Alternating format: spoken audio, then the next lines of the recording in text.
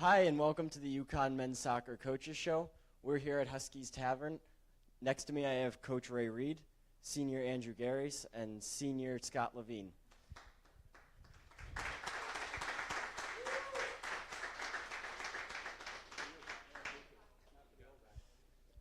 We're here previewing the Huskies' big game against the #1 Maryland Terrapins tomorrow night at Maroney Stadium. So, Coach, we'll start with you.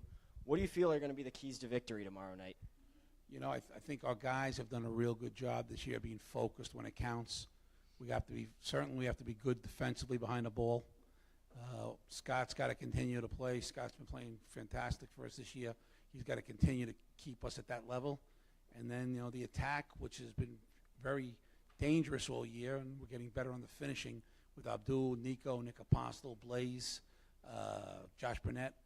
They've got to continue to make strides, you know, in how we have from week to week. You're finishing up a tough 4-game stretch here. You played Temple last Saturday, then you had Providence come in last Tuesday, then Tulsa, and you're finishing up with Maryland. What's the team's mentality been through that tough stretch of games? Yeah, I think they've been great. You know, we went down a week ago Friday to Temple on the bus. We played Friday night, got back about 2 a.m. They were off Sunday. We kind of went light Monday, played Providence Tuesday. They were basically off Wednesday. We trained Thursday, played Tulsa Friday night, gave them off yesterday. We trained today. They've done a good job of you know, keeping themselves fresh both mentally and physically. You know, a lot of the guys are mature and they know what it takes. I think it's been a good mindset. You know, the Tulsa game was game 9 of the regular season, so we're halfway through. But I'm very happy with what the approach has been really since August 7th. You've been a part of a lot of big games while you've been here at UConn. What does this upcoming game mean to you more than just being a #1 team coming into the house? Yeah, this is just another time for us to gauge ourselves where we're at, where we want to go. You know, some would tell you Saturday's game at Cincinnati is bigger. It's a conference game on the road. And then the following Friday night, we're at USF, huge game on the road. This will be, you know, Sosh does a great job at Maryland. They'll be very organized. They're very athletic. They're dangerous. They play kind of free and loose. This is just a really good opportunity for us to gauge ourselves. 4 games in 9 days. You know, I think we've been, you know, our guys have done a great job of handling it. So this will just give us an opportunity to see where we're at as we head into the final 9 matches of the year. What would a win mean for this team, though? It would mean we're 6-2-2. And that's what it would mean. And it would mean Wednesday we still have to get ready for Cincinnati. So this is a good challenge for us. I think our players are up for it. By no means is this the end all. We're not playing Real Madrid here on tomorrow night. This is just game 10 of an 18-game season. And Cincinnati, South Florida, SMU, Memphis, in some ways could be bigger than this match. So we just gotta focus on just doing what we want to do and see where we're at. And hopefully this game will advance our team for the next one. So now for Andrew, similar question. You've played in a lot of games here at UConn. What's it going to be like when you face off against #1 Maryland? Well, I think the first important thing is that we treat it like every other game. We can't make it any different than, say, when we play Cincinnati or when we played Providence. Every game we have to take one at a time. And, of course, with their ranking and them being so well known for being really, really good, I think it'll feel a little different, but the key is to try and just treat it like every other game, really. You've got a lot of young players on this team, a lot of freshmen. It's going to be an electric atmosphere. How, for you as a leader, are you going to help calm them down and help them get through this big game? Kind of like the first question, just tell them to treat it like every other game. Just make sure that they're relaxed and that they understand that everybody on the field, on the bench, in the crowd, everybody around is there for them. And we're not expecting them to be as experienced as Sky Rye that have been there for 5 years. So they know they can look to us on the field if they need any help, and they know they can trust us, and I think that's the most important thing. Where would a win tomorrow night rank among your best memories as a UConn soccer player, and what are some of those best memories? It would definitely be up there. I still have to say my best memory is when we won the league down in South Florida. We won 1-0 off of Ethan Decker. He scored in the first half, and then I remember I got to play the whole second half because Nick Zuniga got hurt. Unfortunately for him, but fortunately for me. It was a good experience, and it was one of the only things I've won when I've been here, so I'd like that feeling back again this year.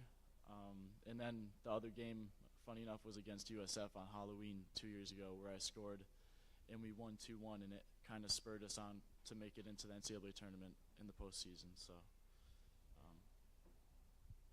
So now, Scott, earlier this season you passed MLS star and former UConn goalkeeper Andre Blake for the second most consecutive starts by a Huskies goalkeeper. What does that achievement mean to you, and what do you feel it's a product of? Yeah, I've told a lot of people, I've wanted to be a Husky and wanted to play here for a while, probably since I was 5 or 6 years old.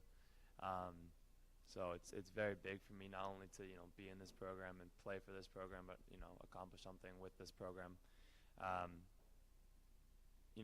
I try to keep in the back of my mind, but again, it's something I think about and I'm very happy about. And I think it's more of a product of just goalkeeping is a process, and I didn't always have it the easy way at UConn. No one really does. You have to really earn what you get here, and I think it's just a product of trust in the process and getting better every day. And I've been able to improve a lot in my time here, and I'm fortunate about that. So, like we said earlier, you guys are in the middle of a tough stretch right now. How do you feel the team's responded, keeping their intensity up for all of these big games and now leading up into Maryland?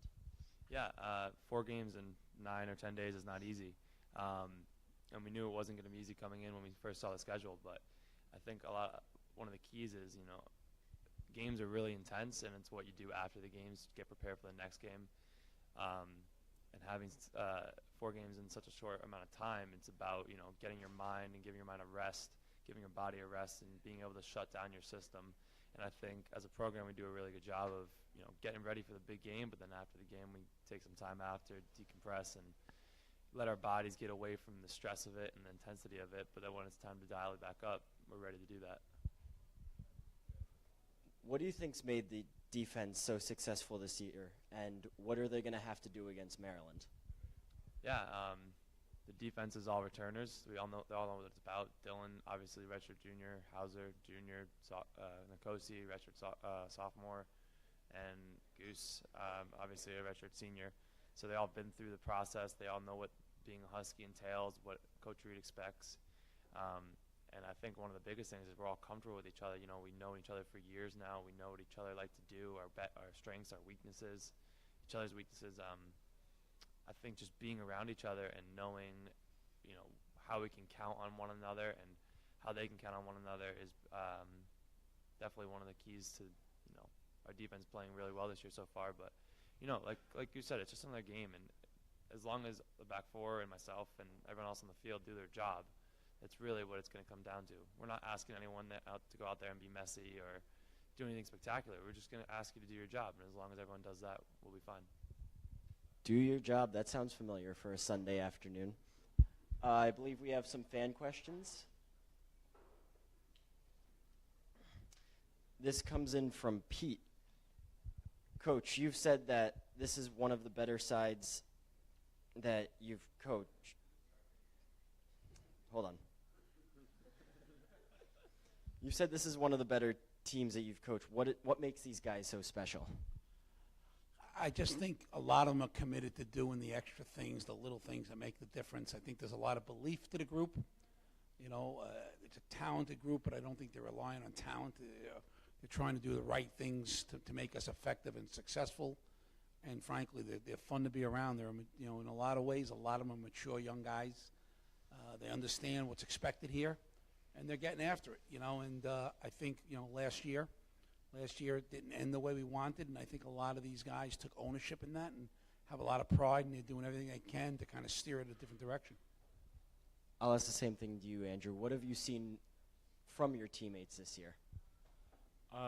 Like Coach was saying, just a commitment to do everything and do everything in the correct way, and just the small things, because they do add up if you don't continue to do them after some time, and that's kind of what has happened in the past. And I think it's just we have to make sure we stay on top of everything and make sure everybody's doing the right things, taking care of their body and recovering, and just I think the most important thing is just trusting in each other on the field and like everybody on the team, and just knowing that we're there for each other, because that at the end of the day is all that matters. This next one comes in from Bree, and this is for Scott and Andrew. How do you prepare for your game, and what's your favorite pregame song? How do I prepare? Well, nap is definitely crucial. You know, we play at 7 o'clock at night, and sometimes you're getting up for class or really anything early in the day. And you know, for me, I think I try not to get too excited about it too early, because you don't want to waste your energy too early. You know, try to stay calm throughout the day, and then when it's time to start, you know, mentally preparing yourself, you get ready. And in terms of a song, my favorite song changes day to day. So really, whatever my favorite song is on the day, I can't really give one. Yeah, I do have to agree with Scott with the nap. Always, maybe 2 naps in a day sometimes. It depends on how the day's going. But, yeah, so I think it's just important to rest and not – you have to focus and mentally prepare, but not too much, because then, I mean, you can kind of psych yourself out sometimes. So you have to take it like every other day at first, and then you slowly get into that mindset as the day goes on. And right now, I'd have to say my favorite warm-up song is probably Candy Paint by Post Malone. Yeah, so it changes often too, but right now that's the one I've been listening to.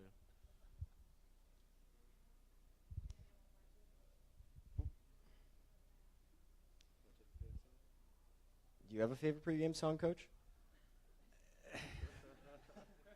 Anything Bruce Springsteen's fine. I don't really understand any of the music that plays before the game besides that anyway. Guess there's a little bit of a generation gap music-wise.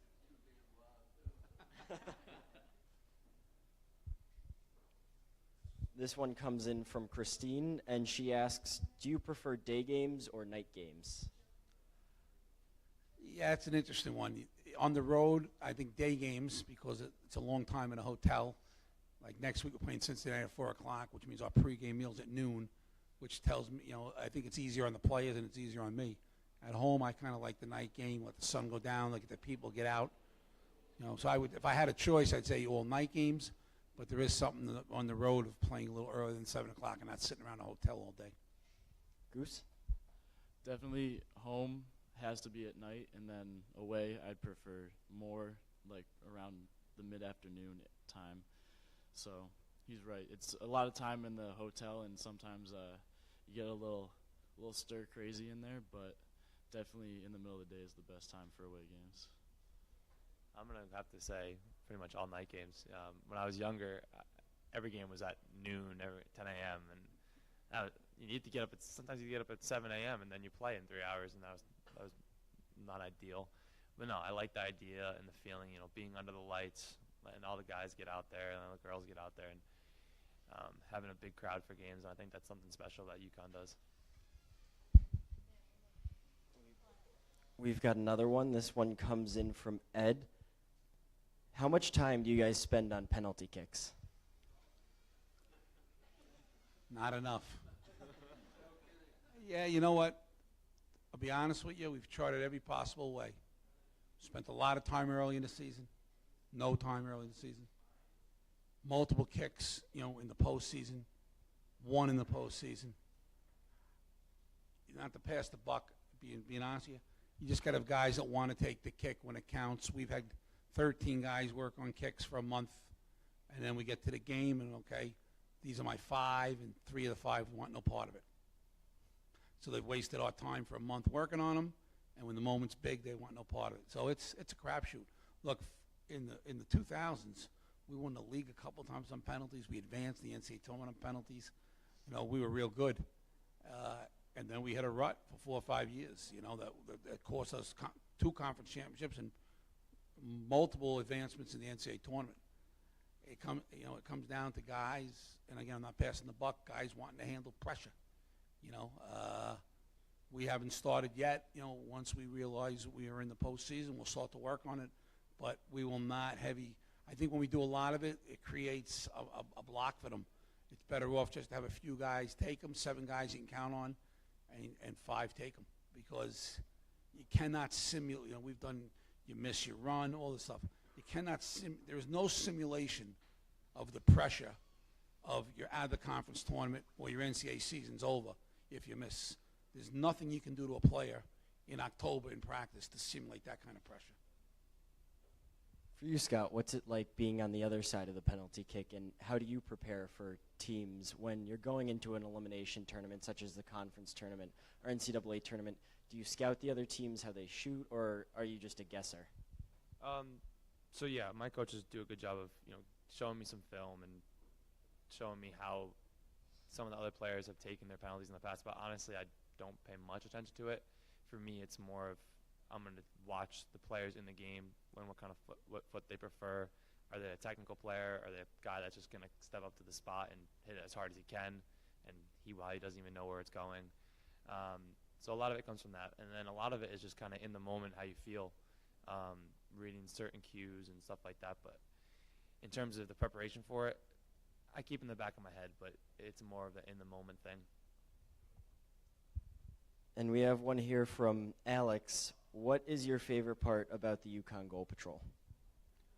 Yeah, there is not a fan group in college soccer like these young guys and girls. And some years they're fantastic. Some years they're okay. This is a year we have a fantastic group of guys and girls, and they make a huge difference. They make a huge difference to our team. And you see after the games, we don't tell them this. Our guys go right over and shake their hands and high-five them. The Goal Patrol, they really don't know how much they add to my guys' college experience and how much they're an advantage to have at our place. I mean, it's, I wish we got 200 a night, because I just think it's something that nobody else has. I'm hoping tomorrow night, guys and girls are going to get out there, and we're going to break the record for Goal Patrol members, and they're going to be loud early and often, because look, I'll tell you this, the year we won the national championship, Dartmouth had the Ivy League Player of the Year. He let up 3 goals all year. 6'4" goalkeeper. Quite good. First round of the NCAA tournament, 30 seconds in, ball gets served. He comes out, he's 6'4". They rode him the whole warm-up. 6'4", right through his hands to Rui Fernandez, who's 5'2". Rui heads in the open net 1-0. We beat him 4-0. He left 3 goals here. And that game changed. And the first game's the toughest. You go into overtime, you lose that game. We may not win the thing that year. That game completely changed because the Goal Patrol got there at 10 after 12 for a 1 o'clock kickoff, and this poor kid, and they did it in good taste, but they rode him. He came out 6'4". This ball went right through his hands, uncontested. It almost looked like it was fixed. And Rui is like the size of Nico Petrides, and Rui just headed it home less than a minute and went 1-0. So the Goal Patrol is unbelievable, and I know it's a school night tomorrow, but I know if the UConn basketball team is playing tomorrow, everybody will go to that game. So I'm hoping that people will come out tomorrow night and support us. How about for you? Well, I think just in general, it's just awesome to have that much support consistently every game. And when we go on the field, I always look to see at what goal. Obviously, it's the opposing goal that the Goal Patrol stands behind, and it's always funny. I like the chants and stuff. I try not to laugh on the field because I got to be serious. But some of them get me, and I laugh on the field. But definitely, it really means a lot, and it's just it is so important to the morale of the team to be able to look over and know that it's just like having another player on the field and having that support all the time. It just means so much. Scott, is it different for you being a goalkeeper and kind of knowing what that guy's going through and being happy that you're not the one in his shoes? Yeah, I mean, opposing teams have tried to do it to me, but nothing can compare to what the Goal Patrol does to other teams' keepers. I get a perfect view of it. I get to see exactly what's happening. Of course, I try not to pay attention, but sometimes it's not really that possible. But it's one thing to get 4,000, 5,000 fans just sitting there watching you, but it's another thing to have, like Coach had 200 people on the other side jumping up and down, making noise, doing the Viking clap, lead-in chants that go across the entire stadium. It's an unreal experience, and honestly, I wish I was a part of it. It looks fun, and it's a nightmare for other teams' goalkeepers. This one comes in from Steve. He asks, teams change from the start of the year to the end of the year. Where is this team now, and what has changed since the start of the year? I think it's a process, and at times we've started 4 freshmen, as well as last year Nkosi didn't play a lot, Nico didn't play a lot, and Mania didn't play a lot. So we're starting 7 new guys. I mean, the only returning guys that are playing is Scott, Dylan, Hauser, Abdu, and Goose. I mean, those are the 5 that really played a lot last year, those 5 guys. I just think it's a process we're going through, getting guys used to how to close out games, how to win games, how to defend. They're moving in the right direction. They want to win. They're doing a lot of the right things, and we just got to keep moving it along. Look, we put this 4 games in 9 nights together. One because we had to for some reasons, but 2 to challenge our team and to get them uncomfortable and get them comfortable being uncomfortable. And so far they've done all right, and hopefully we can navigate tomorrow night.